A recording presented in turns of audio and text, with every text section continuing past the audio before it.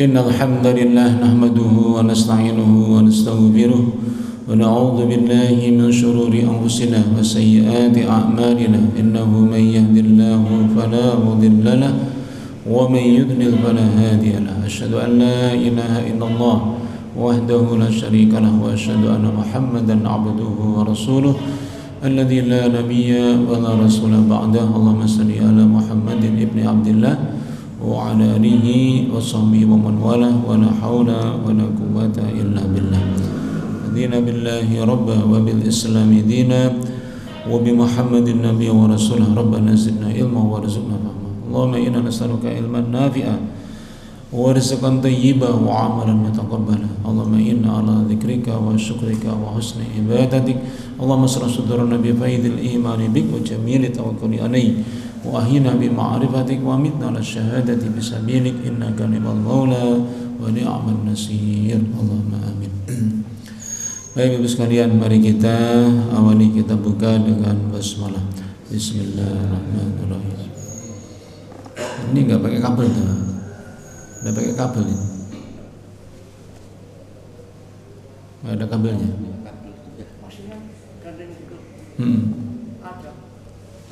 Ya. Baik Ibu sekalian, alhamdulillah, mari kita syukuri bersama. Baru saja kita dihidupkan kembali oleh Allah Subhanahu wa taala setelah kita dimatikan oleh Allah Subhanahu wa taala. Maka doa kita setelah bangun tidur adalah alhamdulillah alladzi ahyana ba'dama amatana wa ilaihin nusyur. Segala puji bagi Allah Subhanahu wa taala yang telah menghidupkan kita kembali setelah Allah Subhanahu wa taala mematikan kita. Bagi orang yang beriman, maka tidur itu adalah peringatan, bagian dari zikrul maut, ingat kepada kematian. Dan ketika kemudian kita bisa bangun, artinya Allah Subhanahu wa taala memberikan kita semuanya kesempatan untuk menambah bekal kita menghadap Allah Subhanahu wa taala. Maka semoga kita termasuk di antara hamba Allah yang selalu ingat, selalu sadar tentang bab ini. Jangan kita sia-siakan waktu yang Allah berikan kepada kita ini, kesempatan yang Allah berikan, kecuali kita gunakan untuk meningkatkan ketaatan kita kepada Allah Subhanahu wa taala. Dan semoga kiranya kita semuanya diberikan keistiqomahan di jalan ketaatan pada Allah Subhanahu wa taala hingga ajal menjemput kita semuanya dalam keadaan husnul khatimah. Amin ya rabbal alamin. Baik Ibu sekalian, kita lanjutkan kajian kita saat ini masuk pada bab boleh tidaknya, ya, bolehkah ya seseorang itu berharap kematian pada dirinya? Bolehkah kita berharap mati? Nah, kalau boleh yang bagaimana gitu, yang disebut boleh itu yang bagaimana? Nah, pertama Allah Subhanahu wa taala qala ta'ala mukhbiran an Yusufa alaihissalam, yaitu Allah Subhanahu wa taala mengabarkan tentang Nabi Yusuf alaihissalam. Nabi Yusuf pernah berdoa begini, tawaffani muslima wa alhiqni bis sholihin, yaitu wafatkanlah aku sebagai seorang muslim dan pertemukanlah aku dengan orang-orang yang soleh. Ini surah Yusuf ayat yang ke-101. Menjadi sebagian ulama menjadikan sebagai dalil bolehnya seseorang itu berharap mati, mendasari pada ayat ini. Dan juga kisahnya Maryam, ya, Nabi Yusuf ini kan, ini doa ini setelah beliau mencapai puncak dari perjuangannya. Rabbi qad ataitani minal mulki, setelah beliau itu menjadi raja. Nabi Yusuf setelah dari sejak di ceburukan ke sumur sampai kemudian di penjara, sampai kemudian menjadi menteri, sampai menjadi raja. Saat itulah ya, setelah beliau menjadi raja, Rabbi qad ataitani minal mulki, ya Allah Engkau telah berikan aku sebagian dari kerajaan. Maka beliau kemudian berdoa, tawaffani muslimah, wafatkanlah aku sebagai seorang muslim. Nah, ini menjadi dalil ya. Tetapi dalam bab ini para mufassirin ada dua pandangan ya. Pandangan yang pertama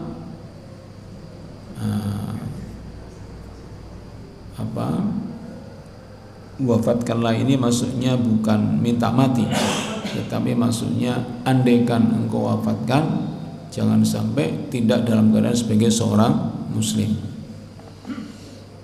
Maksudnya adalah mudah-mudahan husnul khotimah gitu maksudnya, bukan mengharap mati saat itu juga atau disegerakan kematiannya, bukan ya. Dan inilah nampaknya yang dimaksud dengan ayat ini.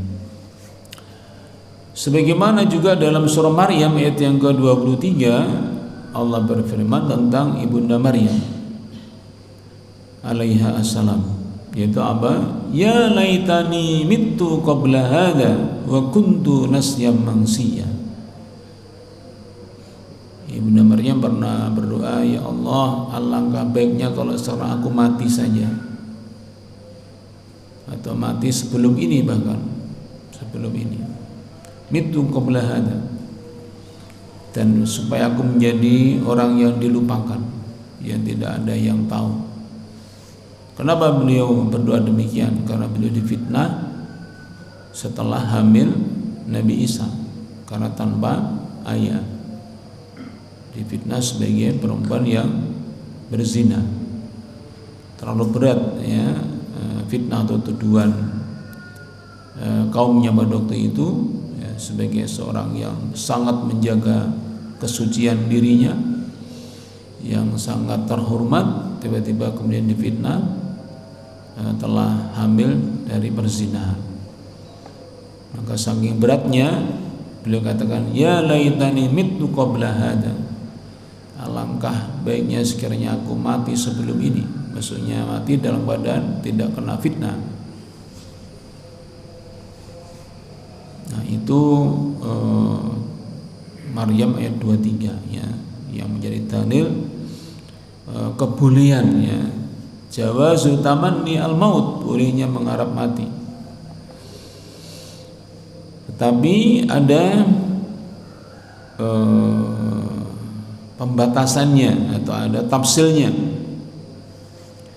yaitu di dalam muwatta'nya Imam Malik dari sahabat Abu Zanad dari Al-A'raj dari Abu Hurairah radhiyallahu anhu, dari sahabat Abu Hurairah radhiyallahu anhu bahwa sesungguhnya Rasulullah SAW bersabda, la taqumu sa'ah, tidak akan terjadi yang namanya hari kiamat hatta yamurra ar-rajulu bi qabri rajul, sampai nanti ada seorang yang melewati kuburan dari sahabatnya, dari temannya, maksudnya sudah meninggal. Fayaqulu, kemudian sahabatnya masih hidup mengatakan, ya laitani makana, ya Allah, alangkah baiknya kalau aku yang ada di kuburan itu, alangkah enaknya kalau saya menjadi teman saya ini, dari sahabat saya ini. Mengapa demikian? Nah, di sini kemudian dijelaskan oleh beliau kenapa berharap demikian. Karena apa? Karena khaufa dhihabiddin, karena takut hilangnya agamanya, takut nanti tidak bisa istiqomah, takut kalau terkena fitnah dunia. Maksudnya bagaimana? Itu nanti akan sampai pada suatu zaman, karena kaum muslimin itu punya pemahaman mesti harus bisa berkontribusi untuk mengubah yang ada di sekitarnya, karena Apalah artinya kesolehan pribadi kalau tidak punya kontribusi kepada masyarakatnya. Kita mungkin ingat ada seseorang ya, satu kampung lah yang mau diadab oleh Allah, kemudian malaikat mengatakan, ini ada orang yang soleh ya Rasulullah, ya Allah, apakah tidak ditunda atau tidak kasihan kalau dia itu terkena salah satu dari azabnya Allah Subhanahu wa taala. Apa firman Allah Subhanahu wa taala? Dahulukan itu yang soleh itu. Maksudnya soleh menurut kacamatanya masyarakat. Karena apa? Karena dia tidak peduli dengan masyarakatnya. Dia hanya asik beribadah sendiri. Tidak ingkarul munkar, ya, tidak mengingkari kemungkaran, tidak amar ma'ruf nahi munkar, diam saja. Melihat kerusakan yang ada di masyarakat, dia tidak terpanggil sama sekali untuk mengubahnya. Apakah kebodohan, kemiskinan, ya, kezaliman, kemaksiatan, kejahatan, itu diam aja, tidak ada peduli sama sekali. Nah, ini kisahnya tentang orang ini adalah orang yang sudah mendekati putus asa. Dia sudah berjuang, dia sudah berusaha untuk mengubah kondisi masyarakatnya, tetapi kayak tidak ada perubahan sama sekali.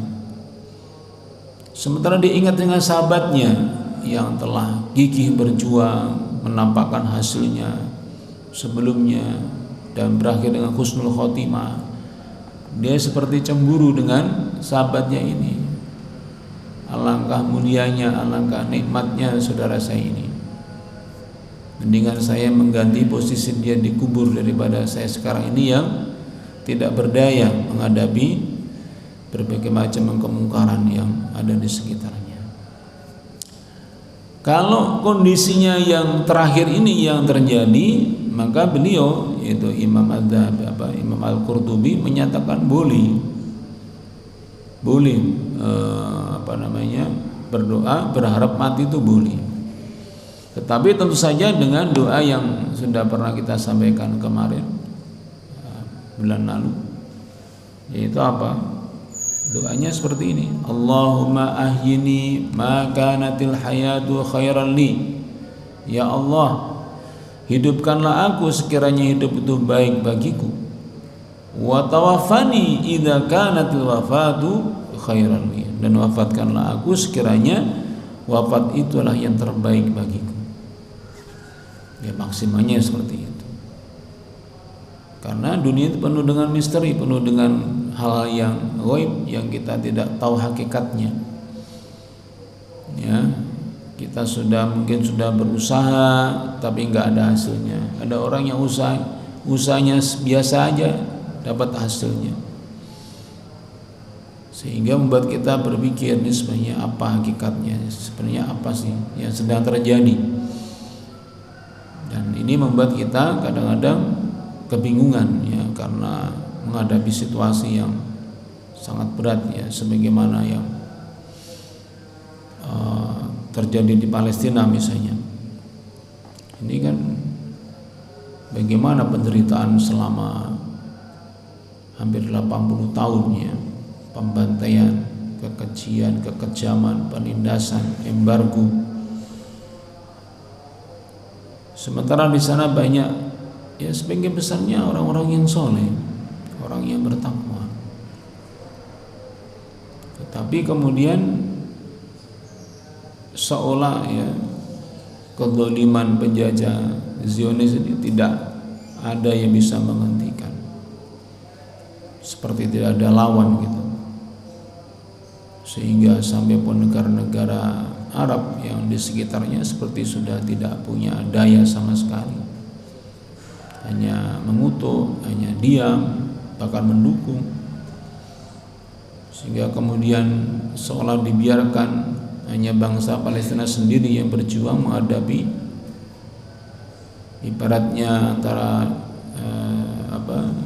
David dan Goliat atau Nabi Daud dengan Jalut. Ya sangat berat ya, mereka dengan persenjataan yang lengkap, modern, kuat, banyak, besar, ya, canggih ya, dihadapi dengan ketapel waktu itu, dengan intifado, dengan batu ya,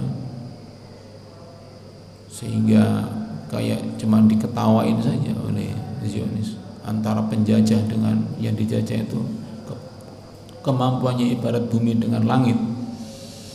Maka saat itu hampir semua sampai pada tingkatan keputusasaannya gitu.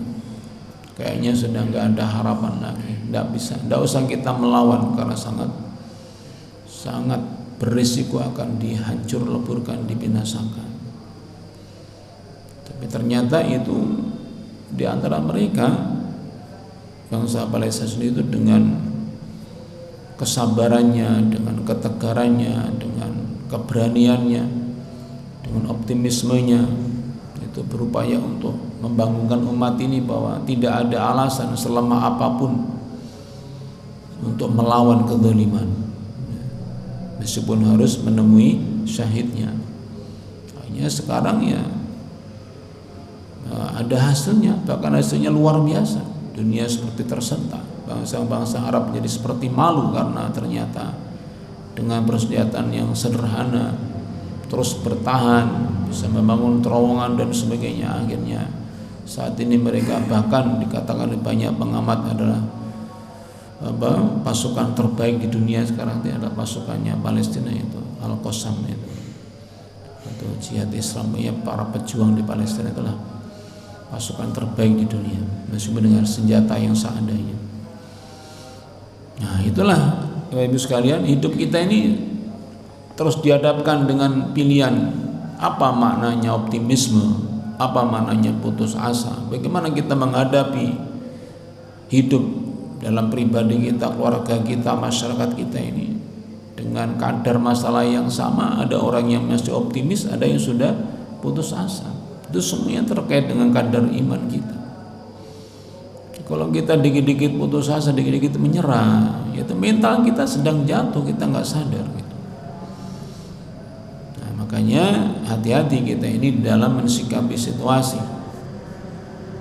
Wala tayasu min rauhillah, jangan sampai kita ini putus asa dari rahmatnya Allah Subhanahu wa taala. Nah, inilah kadang-kadang kita menghadapi situasi menjadi kita ngedap ya, grogi. Akhirnya kita menjadi pribadi yang kalah gitu. Nah, kayak begitu ini bukan mentalnya pejuang gitu. Sementara kaum muslim itu di dalam menjadi bangsa pejuang gitu ya. Karena itu mari kita takzim kepada para pendahulu kita ini. Misalnya Daulah Umayyah itu bisa bertahan berapa abad itu, 8 abad ya, terakhir Andalusia itu sampai 8 abad lamanya, Utsmani sampai 6 abad lamanya, Seljuk sampai 3 abad lamanya ya. Indonesia ini belum sampai 1 abad, baru 70 tahunan, 80 tahun. Ini masih jauh dibandingkan dengan kemampuan daya tahan para pejuang itu sampai melintasi bukan 1 abad tapi sampai dengan 8 abad, itu yang paling panjang ya. Nah, silakan dilihat salah satu parameter ketahanan perjuangan itu ya dari segi umurnya, peradabannya ya. Kalau baru 1 abad sudah hilang ya, menunjukkan bagaimana lemahnya bangsa tersebut. Makanya daya tahan itu adalah menjadi simbol dari para pejuang itu pada daya tahannya ya, menghadapi situasi bagaimanapun ya, dia tidak akan menyerah dengan keadaan gitu ya. Baik.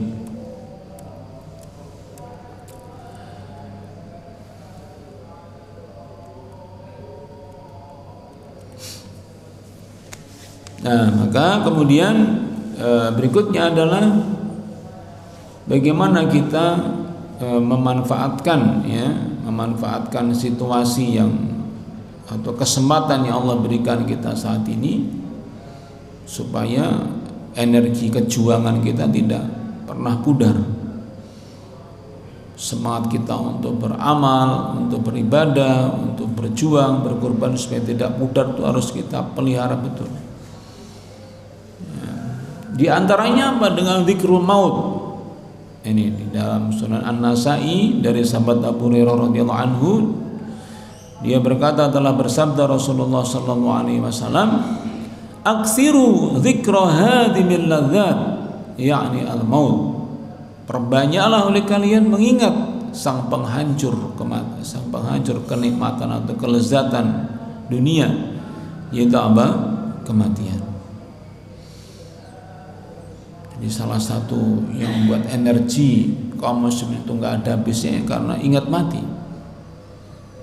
Karena ingat mati ini membuat kita ini ingat bahwa pada akhirnya segala kelezatan dunia itu ada habisnya, ada akhirnya, fana, tidak akan selama-lamanya. Sebagaimana juga disebutkan dalam Sunan Ibnu Majah dari sahabat Abdullah bin Umar radhiyallahu anhuma, sesungguhnya dia katakan, kuntu jalisan ma'a Rasulillah sallallahu alaihi wasallam, saya pernah duduk bersama Rasulullah sallallahu alaihi wasallam. Ja'a rajulun minal ansar sallama ala nabiyyi sallallahu alaihi wasallam, maka datanglah seorang sahabat Ansar kemudian mengucapkan salam kepada Rasulullah sallallahu alaihi wasallam. Setelah itu beliau bertanya, "Ya Rasulullah, ayyul mu'minina afdal?"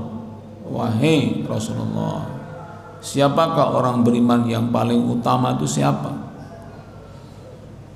Maka beliau menjawab, ahsanuhum khuluqan, yaitu yang paling bagus akhlaknya, itulah yang paling afdal.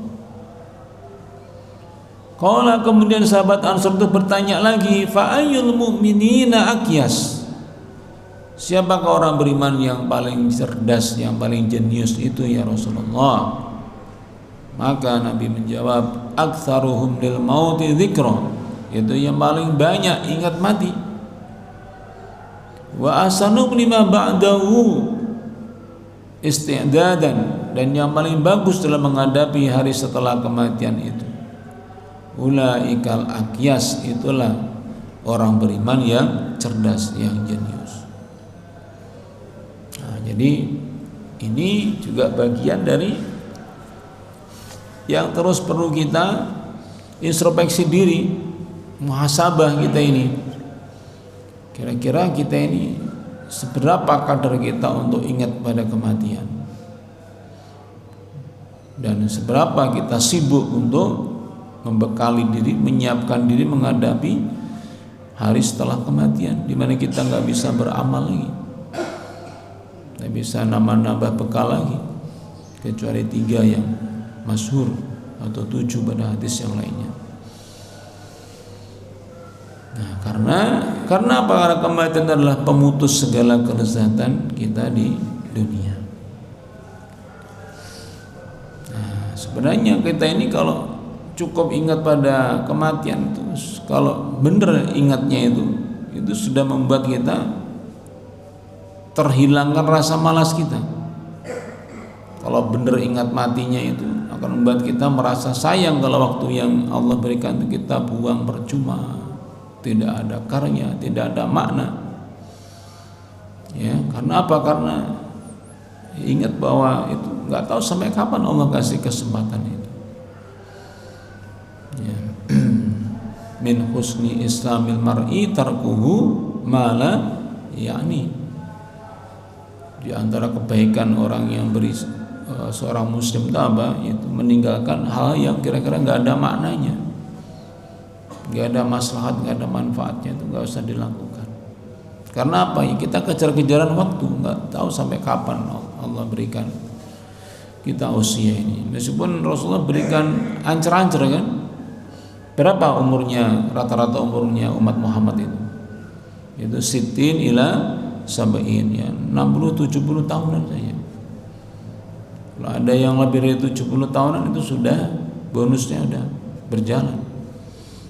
Karena rata-rata umurnya Rasulullah, umatnya Rasulullah adalah 60-an, 70-an gitu. Atau kepala 6, kepala 7 lah bahasa gampangnya gitu. Jadi khususnya bagi kita yang sudah kepala 6, kepala 7 ini kondisi sangat kritis. Sewaktu-waktu kita sudah dipanggil oleh Allah Subhanahu wa taala. Bukan berarti yang sebelumnya enggak perlu persiapan, bukan ya. Berarti apa kan kalau ingat mati itu kan disebutkan dalam firman Allah itu ainama takunu yudrikumul maut. Kalau sudah urusannya kematian itu dimanapun kita berada itu maut pasti menjemput kita. Walau kuntum fi burujin musayyadah, meskipun pada menara yang paling tinggi sekalipun. Sekarang coba jenengan renungkan posisi manusia dalam posisi kedudukan bagaimana, jam berapa, ya, golongan masyarakat bagaimana yang terlewatkan dari kematian. Nggak ada, Pak. Misalnya kayak saya sekarang ini, saya sedang tausiah. Apakah tidak ada sebelum saya ini manusia yang meninggal dunia ketika ngasih tausiah? Ada kan?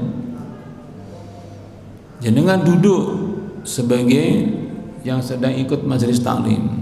Apa enggak ada contohnya orang yang sedang ikut majelis taklim yang meninggal? Ada. Jenengan tidur. Apakah tidak ada contoh sebelumnya orang yang tidur kemudian dipanggil oleh Allah Subhanahu wa taala? Ya ada. Jenengan sedang perjalanan, nyetir mobil, nyetir sepeda motor atau sepeda. Apa enggak ada contohnya yang meninggal? Ada semuanya. Dari segi waktu misalnya, pagi, siang, sore, malam, apa enggak ada contohnya yang sebelumnya? Jam-jam yang tersisakan, kecuali mesti ada yang meninggal sebelumnya. Ketika kaya, apa enggak ada yang mati? Ketika miskin, apa enggak ada yang mati sebelumnya? Ada semuanya. Terus kita nggak bisa ngambil pelajaran gitu. Berarti apa? Kita ini rawan banget, kritis kita ini. Sewaktu-waktu kita bisa meninggal. Orang yang sehat, segar, bugar, apa nggak ada yang mati? Ada. Yang sakit apalagi? Dari yang sakitnya itu kayak sengaja itu ya. Saya pada waktu opname di awal COVID saya kan kena namanya GPS. GPS itu lumpuh ya. Saya tahun 2020 itu saya pernah lumpuh. Tangan sama kaki saya nggak fungsi. Megang kacamatanya nggak kuat, Bang. Megang ini jatuh saking lemahnya.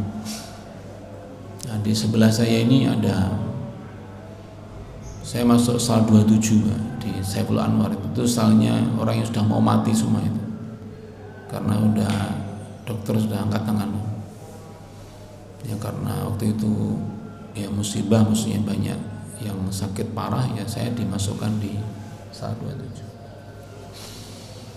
Sebelah saya ini saya kenalan, sakit apa Bang? Kanker paru-paru.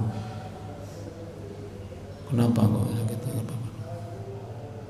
Ya karena saya merokok, Pak. Emang hubungannya dengan kankernya apa? Dia bilang karena saya itu sudah cukup lama saya itu nggak pernah beli rokok di warung. Berarti kan bagus. Bukan gitu maksudnya. Maksudnya gimana ya? Saya nanggung kalau beli di warung. Karena saya sehari itu 10 pak saya.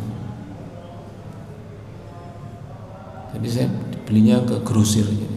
Karena setiap hari itu 10 pak minimal saya habiskan. Terus sekarang stadium 4-nya kankernya. Ya tidak lama dari itu ya mati. Itu kan sengaja untuk membunuh dirinya sendiri kan begitu. Jadi yang segar bugar juga ada yang mati, yang sakitnya seperti itu mati juga ada. Jadi kita mau ngasih sampel mana yang di waktu tertentu, di jenis orang tertentu yang belum ada contoh yang mati itu, yang mana? Tidak ada. Coba kita renungkan, berarti apa kita ini rawan sekali. Ya, kerawanan itu bukan membuat kita berputus asa, jangan, malah terbalik, bukan. Justru karena kondisi rawan itu kita tahu, idza mata banu adama in qata'a amaluhu. Kalau udah mati terputuslah amalnya. Maka mumpung nggak tahu sampai kapan Allah kasih usia inilah, maka kemudian kita berupaya untuk melipat gandakan semangat kita, amal kita, ibadah kita, kan gitu maksudnya. Nah, kalau kita udah gitu, itu namanya akyas, namanya itu udah cerdas namanya gitu. Makanya sekarang itu banyak orang kehilangan kecerdasannya. Mereka yang gemblelengan, mereka yang menghadapi dunia itu dengan dibuang-buang waktunya, digunakan untuk hal yang nggak ada manfaatnya, itu seperti orang yang kehilangan akal sehatnya.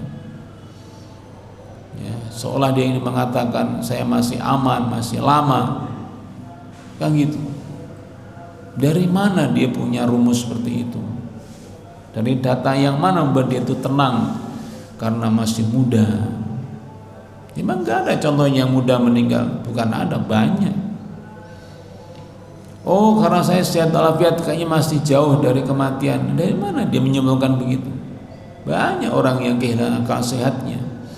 Kalau udah bicara mengenai kematian dan implikasinya dan tanggung jawabnya, itu banyak sekali yang kehilangan akal sehatnya. Ya, seperti fenomena pagi ini kan juga sama. Subuh, sholat subuh berjamaah, itu kan banyak orang kehilangan akal sehatnya. Kenapa lebih memilih untuk mancal kemul, mendingan tidur daripada sholat subuh berjamaah? Di mana akal sehatnya? Di mana dia bertanggungjawabkan nikmat Allah, dia sehat, dia bisa bangun, enggak dipakai untuk ibadah kepada Allah Subhanahu wa taala. Di mana? Nah, banyak anomali dalam hidup kita seperti itu. Makanya ya, mari kita pahami betul ya, seperti yang Rasulullah jawab itu ya, siapakah yang namanya orang punya cerdas itu. Kemudian dalam Sunan At-Tirmidzi dari Saddad bin Aus radhiyallahu anhu, dia berkata, telah bersabda Rasulullah SAW, al-kais man dana nafsah wa amila lima ba'dal maut, wal ajiz man ittaba nafsahu hawaha wa tamanna 'ala Allah. Seorang mukmin yang cerdas itu siapa? Yaitu orang yang bisa mengendalikan hawa nafsunya.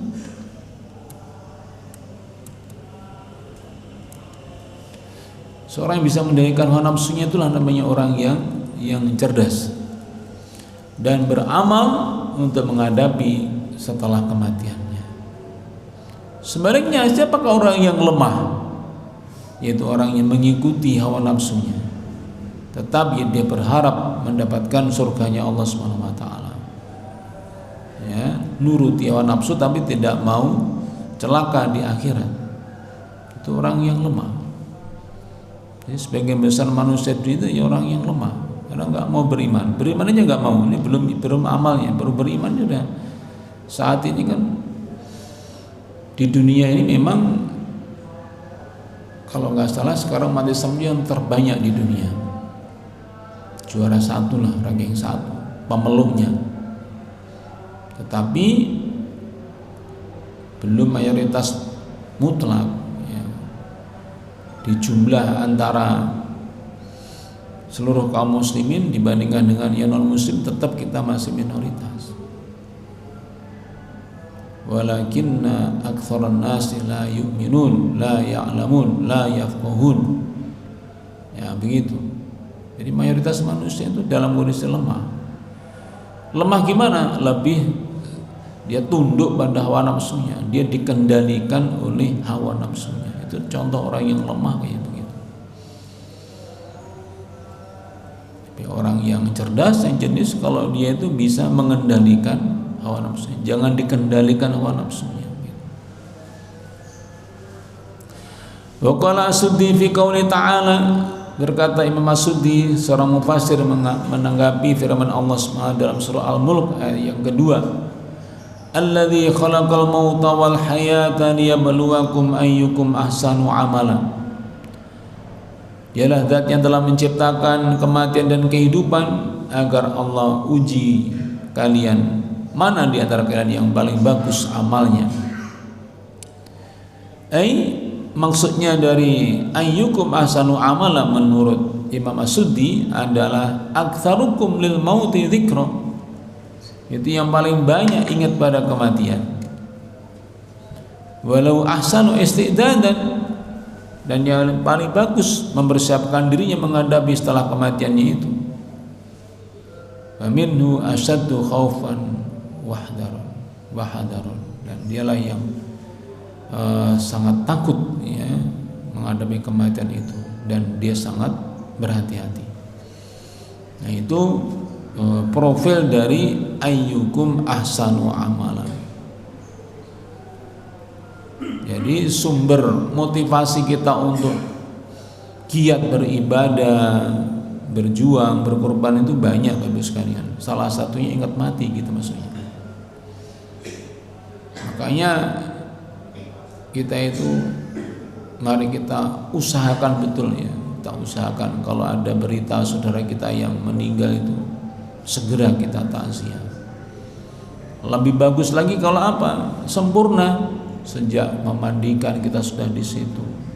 Tak bantu-bantu apanya, mengkafani, mensolatkan sampai menguburkan. Kalau perlu kita menjadi yang terakhir. Karena kita bahas di awal-awal dulu.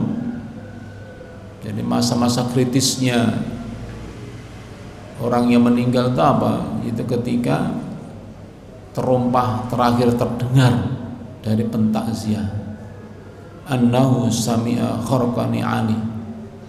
Sesungguhnya orang meninggal itu mendengar suara terompahnya orang yang menziarahinya.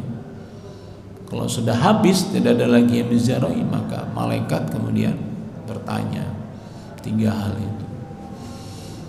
Sampai ada ulama yang menulis sebuah kitab namanya Ushulus Thalatha, itu prinsip yang 3. Itu intinya yang menjelaskan bagaimana menghadapi pertanyaan man rabbuka wa ma dinuka wa man nabiyuka. Siapa Tuhanmu, apa agamamu, dan siapa nabimu. Ya itu. Karena memang kalau kita punya iman, punya sedikit iman, kita ziarah kubur itu sudah membuat kita ini merasa banyak yang kita sia-siakan, yang kita terlena ya. Itu kesempatan kita untuk merenungkan siapa diri kita. Sudah mana perjuangan diri kita ini. Sudah berapa banyak amal ibadah kita yang kita lakukan, kemaksiatan yang kita lakukan, kita renungkan. Mak sayangnya juga ada aja tuh di takziah malah ngobrol sendiri, ketawa ketiwi begitu. Tidak ada maknanya, apa maknanya begitu. Justru kesempatan untuk introspeksi diri, kesempatan untuk muhasabah malah dipakai untuk hal yang tidak ada manfaatnya, malah mengganggu kekhusyuan. Kesempatan kita untuk semuanya merenungkan dirinya masing-masing, nasibnya diri kita masing-masing gitu. Waliyadzubillah.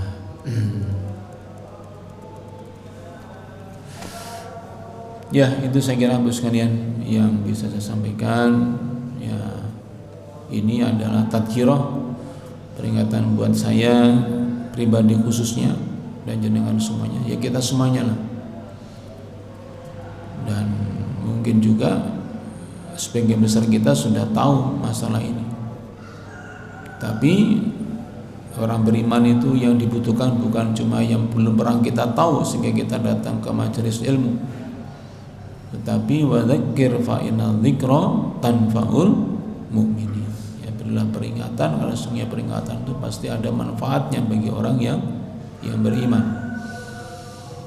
Sehingga di antara kelembutan atau kejernihan hati kita itu manakala kita diingatkan itu kita tidak mempermasalahkan.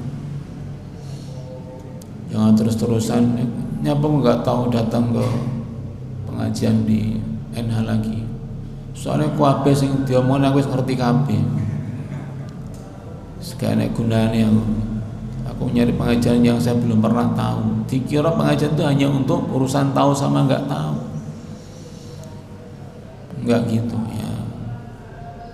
Bahkan jenengan itu untuk melatih supaya jenengan enggak sombong, supaya hati jenengan bersih, itu justru mendatangi majelis yang sudah tahu isinya.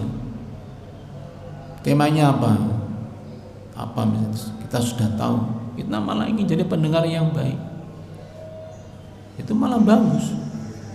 Untuk melembutkan supaya kita enggak sombong, supaya kita enggak meremehkan orang lain. Wallahu a'lam bishawab. Silakan, mungkin ada yang mau disampaikan, mau ditanya. Monggo.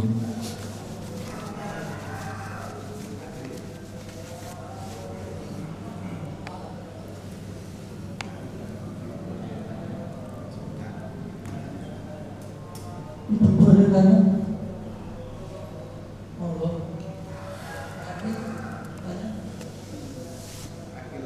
Kalau nggak ada ya jangan dipaksa nanti. Nggak ada yang tanya, saya tanya. Nggih, monggo. Sekarang ini kita itu di masa yang kadang rasakan dilewati Ustaz. Iya. Satu sisi masyarakat itu sekarang ini kan berdikatakan menyukai. Ya contohnya yang namanya soal horor dan yang namanya sebangsanya bukan begitu marah.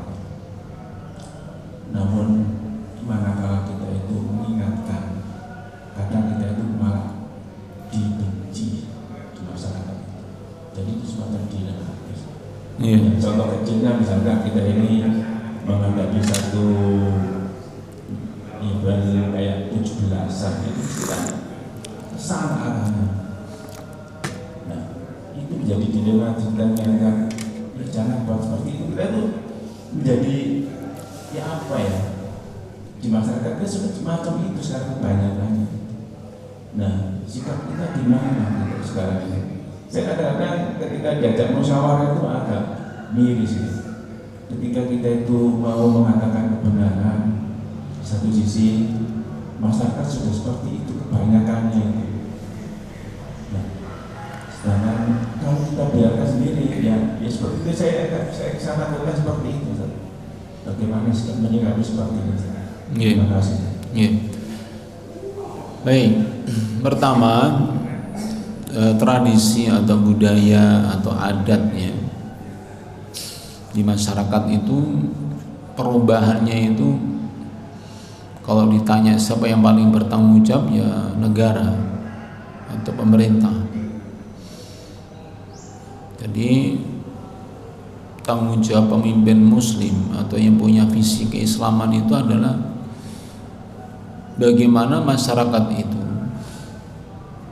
terkondisi atau malu ya, malu sekali kalau berbuat maksiat, berbuat buruk itu malu, dan semangat kalau melakukan ketaatan kepada Allah SWT. Itu ciri pemimpin yang baik ya begitu, bisa mengkondisikan begitu. Jangan malah kebalikannya, maksiat malah jadi pede banget ya, berani, kemudian kalau mau taat itu jadi kayak malu-malu atau kayak minder gitu, kayak terkucilkan. Ini ya tanda kalau kepemimpinannya itu masih berorientasi pada materi, pada capaian-capaian duniawi, bukan capaian-capaian akhlak atau ukhrawi. Nah, itu juga yang tadi saya sampaikan, keberhasilan dari peradaban Islamnya sampai 8 abad lamanya itu ya karena pondasinya akhlak, pondasinya iman, kekuatannya di sana, bukan pada materi. Materi kan cuma dampak saya. Kemajuan materi itu hanya merupakan dampak dari kekuatan akhlak, moral dan imannya. Di sini memang belum ada titik temu antara golongan sekuler dengan golongan agama ini belum ketemu, konsepnya belum ketemu. Jadi kalau ditanya siapa yang tanggung jawab, itu adalah tanggung jawabnya, bukan tanggung jawab pribadi kita aslinya, itu tanggung jawabnya adalah pemerintah, pemimpin. Ini kan bisa diarahkan misalnya. Kalau diarahkan, dikasih panduan oleh pemimpin kan selesai, tidak ada yang berani. Nah gitu. Kalau misalnya ya semua kita mengalami, misalnya anak-anak muda datang minta iuran untuk 17-an, yang kita tahu itu untuk miras nih, kita tahu. Maksudnya tahu dari track record sebelumnya ternyata dipakai untuk pesta-pesta miras kayak gitu misalnya. Itu kan ada pembiaran, dianggap sebagai kreasi generasi muda misalnya, kayak seperti itu. Bagaimana itu bisa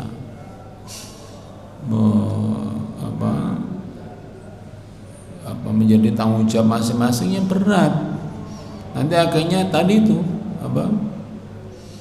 kayak mengadu sesama warga, jadinya antara warga jadi berselisih, berseteru karena ada pembiaran, tidak ada. Kayak gitu sesama kita mengingatkan kan jadinya sesama warga jadi renggang nanti. Coba kalau yang menyampaikan, mengarahkan itu adalah pemimpin, kan selesai. Nah, itu kalau kita mau bicara idealnya bab-bab tentang penyakit patologi sosial, penyakit sosial itu bukan tanggung jawabnya orang per orang, itu sistem yang harus berbicara.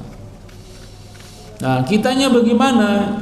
Nah, kalau kita secara pribadi itu kita harus punya prinsip begini.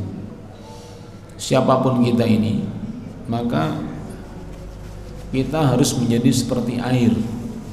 Maksudnya bagaimana kalau dibuntu pada bagian ini, kita akan cari pada yang lainnya. Kalau air itu mengalir kan dia nggak bisa di stop. Di stop itu kan hanya di situ dia nggak bisa, tapi kan dia ngalir di yang lainnya. Awalnya menggenang, iya karena belum banyak airnya, nanti udah banyak akan tumpah pada yang lainnya. Nah, makanya kalau kita misalnya dalam bab itu kita nggak bisa, kan bukan berarti kita diam. Kita bisa bergerak pada yang lainnya. Ada dua sayap kan, sayap amar ma'ruf sama sayap nahi mungkar. Yang mana di antara itu yang ada celah yang kita punya, kita kerjakan. Jadi ihtimam bi amril muslimin, kepedulian pada kaum muslimin itu lapangannya tuh banyak sekali gitu loh. Jadi nggak ada alasan bagi kita itu untuk diam hanya karena dibuntu dengan satu tema tertentu. Pokoknya kita terus yang bisa yang mana. Mau menggerakkan warga supaya bisa memaurukan masjid masih berat, hanya puluhan, belasan, itu apa kita harus berhenti? Enggak, ya apa berarti mungkin bangunannya yang kita terus kerjakan. Suatu saat misalnya tumbuh kesadaran umat ini sudah memadai masjidnya, kan begitu. Jadi nggak ada alasan bagi kita untuk diam. Tapi kalau alasannya kita harus fokus di tempat yang kita berat, ya mungkin kita jadi stres jadinya. Gitu maksudnya. Ya kalau di situ nggak bisa, ya di sebelahnya. Kalau dari segi tempat, kalau tempat itu kita tidak punya kan untuk bergerak, ya geser. Ya. Makanya Allah Subhanahu wa taala malah mempertanyakan, kenapa tidak geser? Alam takun ardullahi wasi'ah fatuhajiru fiha. Kan ada kenapa kamu di situ saja? Kenapa tidak hijrah? Kan bumi Allah itu luas. Makanya saya punya teman itu hebat juga, dia punya prinsip. Kenapa kok antum pindah ke sebelah, kota sebelah maksudnya? Saya ini ibaratnya lampu saya ini 10 watt. Nah, di sini tuh lampunya 20-30 watt semua. Jadi saya kalau di sini saya redup, saya tidak bisa berperan saya di sini. Tapi kalau saya di sana banyak lampu yang masih 5 watt, masih 3 watt, jadi saya masih ada gunanya saya di sana itu. Bagus, saya bilang itu bagus. Nah gitu loh. Jadi maksudnya tadi itu tidak peduli itu jangan diartikan terus-terusan menggempur pada satu sisi saja gitu. Mungkin saya pernah ceritakan ya, di kampung saya di Kanigoro itu ada, waktu saya kecil itu sampai SMP lah itu kan budaya nyadran itu kan sudah melekat. Itu kayak nggak ada yang peduli sama sekali, nggak ada apa istilahnya, nggak ada yang berpikir gimana sih supaya berhenti itu gimana, itu nggak ada. Tapi ternyata hilang dengan sendirinya, tiba-tiba nggak ada. Jadi nggak ada pergerakan apa tiba-tiba hilang. Berarti apa? Itu amar ma'ruf yang kuat berarti, bukan nahi mungkar tapi amar ma'ruf yang kuat, sehingga orang itu apa namanya sudah nggak berpikir ada yang lebih penting lah kayak gitu daripada itu gitu. Atau teman saya di tahun-tahun 80-an itu kan kalau di kampus kan nggak boleh pakai jilbab waktu itu ya. Nah, dia takut. Jadi saya tahu kalau wajib dia berusaha, terus dia takut nanti bagaimana kalau dikeluarkan dari kampus dan sebagainya. Nah, suatu ketika dia apa namanya sebelum kuliah itu ikut pengajian. Ada pengajian kan di luar kampus, jadi ya dia pakai jilbab. Karena keasikan dengan pengajiannya, terus apa ingat kalau jamnya kuliah, akhirnya lompat apa namanya segera ke kampus. Dia lupa nggak melepas jilbabnya, saking mungkin memburu. Nah setelah di kampus ya dia lupa main itu sampai pulang, loh ya kok saya kok tadi pakai jilbab tapi ternyata nggak apa-apa ternyata gitu. Jadi dia itu nggak sadar kalau di kampus tadi dia pakai jilbab, ternyata nggak ada yang komentar apapun, dosanya juga nggak melarang gitu. Nah, itu kadang-kadang kan kekhawatiran itu kan baru khawatir doang, bukan kenyataannya itu sudah kita mundur. Nah, ternyata setelah itu akhirnya dia berani pakai. Nah itu contohnya seperti itu. Jadi prinsip dari apa namanya kepedulian itu ada dua sayap, yaitu amar ma'ruf bisa nahi mungkar, dan masing-masing itu lapangannya luas sekali sehingga sudah dimustahilkan ya, dimustahilkan. Mustahil seseorang yang sudah punya keterpanggilan itu untuk tidak punya medan dakwah itu enggak ada, mesti ada. Memang kita mau apa enggak gitu saja.